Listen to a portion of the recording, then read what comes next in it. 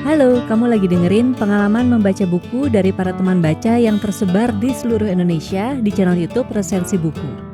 Kalau misalnya kamu juga tertarik nih untuk menceritakan pengalaman membacamu, tulisin aja di kolom komen atau bisa DM langsung ke Instagram di @podcastresensibuku. Selamat mendengarkan.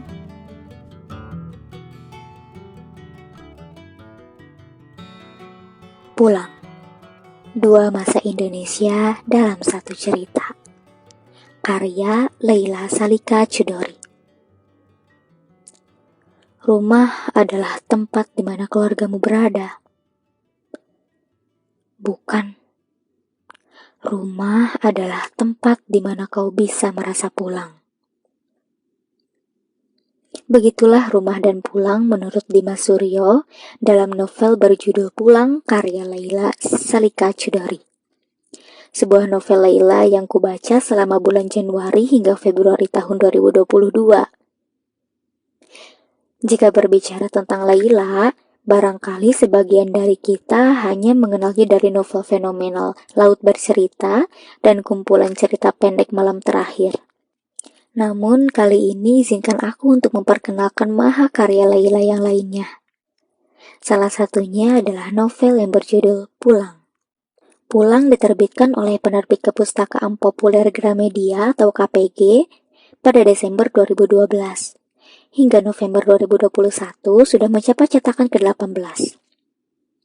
Novel Pulang telah diterjemahkan ke dalam berbagai bahasa, yaitu bahasa Inggris, bahasa Perancis, bahasa Belanda, bahasa Jerman, dan juga Italia. Seperti kata Amarzan Lubis, seorang penyair dan juga seorang redaktur senior Tempo, novel Pulang ini menjadi novel untuk ikhtiar merawat ingatan tentang salah satu gempa politik terbesar di negeri ini. Namun lebih dalam dari itu, menurutku, Pulang juga merupakan novel yang bercerita tentang pelarian, tentang pengusiran, dan rindu pada kampung halaman. Novel ini diceritakan dalam 3 sudut pandang. Yang pertama sudut pandang Dimas Suryo sebagai tokoh utama, lalu ada Lintang Utara yang merupakan anak dari Dimas Suryo dan juga Segara Alam. Tokoh ketiga yang merupakan tokoh yang tidak kalah penting. Dan juga sudut pandang Indonesia dari dua masa yang berbeda. Masa Orde Baru dan juga masa Reformasi. Novel Pulang bercerita tentang Dimas Suryo yang pergi dari rumahnya. Atau lebih tepatnya terusir dari rumahnya sendiri. Sebab saat itu, pada zaman Orde Baru sekitar tahun 1965, kaum kiri adalah golongan haram yang harus segera dimusnahkan. PKI dan komunis adalah sebuah paham yang harus dihilangkan hingga ke akarnya. Dalam sudut pandang Dimas Suryo, cerita novel Pulang ini digambarkan sebagai seorang pemuda, aktivis, wartawan yang tersesat dan terusir. Hingga kata pulang sendiri ini memiliki makna yang jauh bagi Dimas Suryo. Paris dan negara-negara lain yang terpaksa menjadi destinasi yang mungkin dia tidak inginkan untuk kunjungi, hanyalah sebuah tempat singgah. Meski singgah itu nyatanya terlalu lama untuk tidak disebut sebagai menetap. Sedangkan dalam sudut pandang Lintang Utara sebagai seorang putri dari Dimas Suryo, cerita Pulang ini adalah hal yang masih runyam dalam benaknya. Pertama, karena dia merupakan anak dari tahanan politik Indonesia pada tahun 1965, bahkan hingga di ujung hayat Dimas Suryo. Kedua, karena dia adalah anak blasteran Indonesia Paris, anak blasteran Asia dan Eropa, pernikahan seberang benua, pernikahan seberang budaya. Ibunya, Vivienne, yang merupakan wanita kebangsaan Paris, dinikahi oleh ayahnya yaitu Dimas Suryo saat dalam masa pelarian. Lalu sudut pandang yang ketiga adalah sudut pandang Segara Alam, atau lebih dikenal dengan Alam, yang menurutku sudut pandang ini memiliki ketertarikannya tersendiri. Sebab dalam cerita Alam ini menyimpan hal-hal yang barangkali tidak terlihat di permukaan saat kita membaca kisahnya dalam novel Pulang ini. Dia seperti pemeran utama yang terpaksa harus menjadi 1/3 bagian dari pemeran utama lainnya.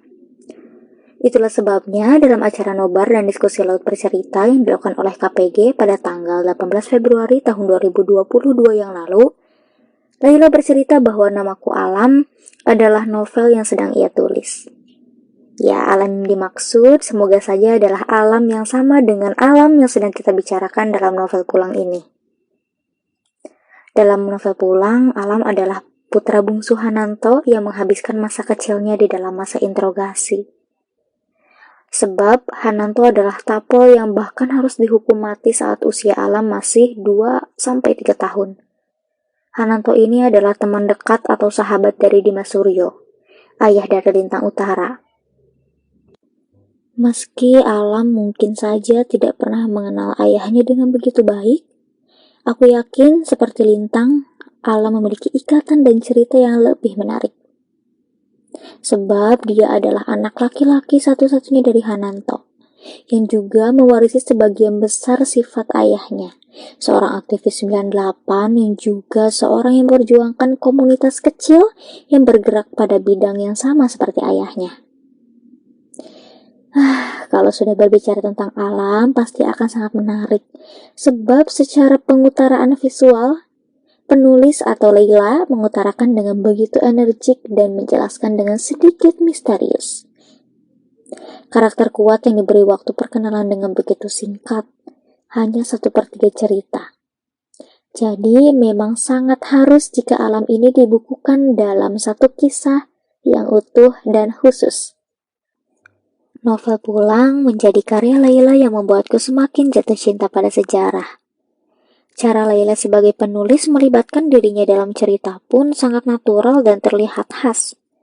Laila yang gemar memasak dan gemar membaca buku diselipkan dalam cerita-cerita juga karakter-karakter yang ia buat, sehingga menghasilkan sosok yang hangat dan kaya akan personality. Namun, barangkali bagi sebagian pembaca, novel ini akan terasa jauh dengan keadaan saat ini.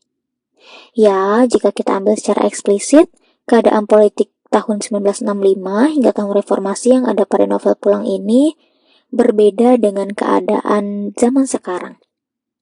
Keadaan politik tahun 1965 hingga tahun reformasi murni merupakan momen pemanggilan sejarah Indonesia yang pernah terjadi, yang diceritakan dalam novel Pulang. Sehingga ada beberapa hal yang barangkali tidak diketahui bagi anak muda zaman sekarang. Namun, dengan adanya novel yang mengulas tentang sejarah seperti novel Pulang ini, aku merasa bahwa I should find another book, another movie, another creation, another art that tell about history. Karena menurutku, sebuah karya tentang sejarah itu memerlukan riset yang lebih dalam, sehingga menjadi sebuah karya yang dikemas dengan caranya yang unik. Bahkan menjadi pengetahuan yang penting, yang diceritakan, yang disajikan dengan lebih memorable. Ya, tentu saja dengan karakteristik seni dan fiksinya yang tersendiri. Dan itulah yang membuatku semakin jatuh cinta kepada novel Pulang karya Laila. Itulah ulasanku mengenai novel Pulang karya Laila Salika Chudori. Semoga teman-teman semua senang mendengarnya. Terima kasih.